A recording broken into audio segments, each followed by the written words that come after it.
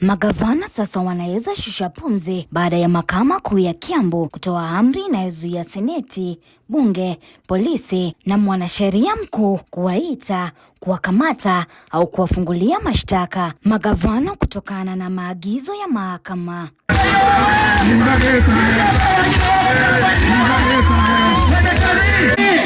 Agizo hilo ni afueni kwa magavana ambao wamekuwa chini ya shinikizo la kutimiza wito wa kufika mbele ya Seneti au kukabiliana na hatua za kinidhamu, ila agizo la hivi karibuni la mahakama linawapa viongozi wa kaunti uhuru wa kupuuza wito wa Seneti bila hatari kutokana na maagizo ya mahakama. Magavana wamezidisha malalamiko yao dhidi ya Seneti wakishutumu kamati ya idara ya hesabu za umma ya Seneti kwa vitisho, kero, kudhalilishwa na kunyanyaswa wakati wa vikao vya ukaguzi. Kiongozi wa wengi Seneti, Aaron Cheruiyot, alionya magavana wanaosusia vikao vya mabunge kuwajibika matumizi ya fedha, huku akiwapa magavana muda wa siku 30 kuanzia tarehe 4 Aprili kujiwasilisha mbele ya kamati za Seneti, huku akionya kuwa watakaokiuka amri hiyo watachukuliwa hatua za kisheria.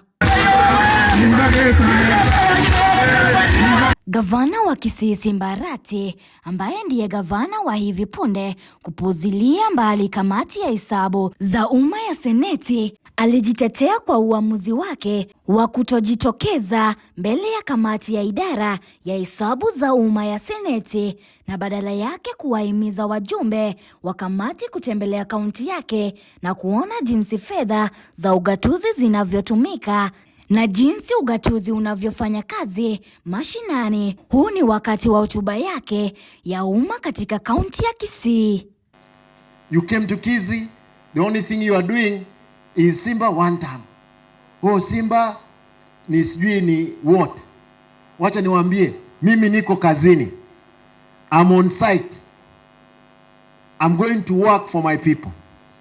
And they will re-elect me on the record which I could have set.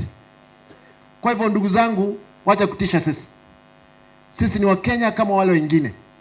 Tuheshimiane kazini. Ukitaka kujifundisha yale yanafanya kufanyika katika devolution, kuja Kisii hapa.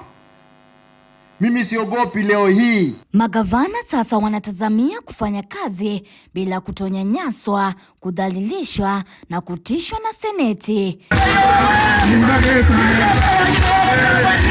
Atenka Negunda, runinga ya KU.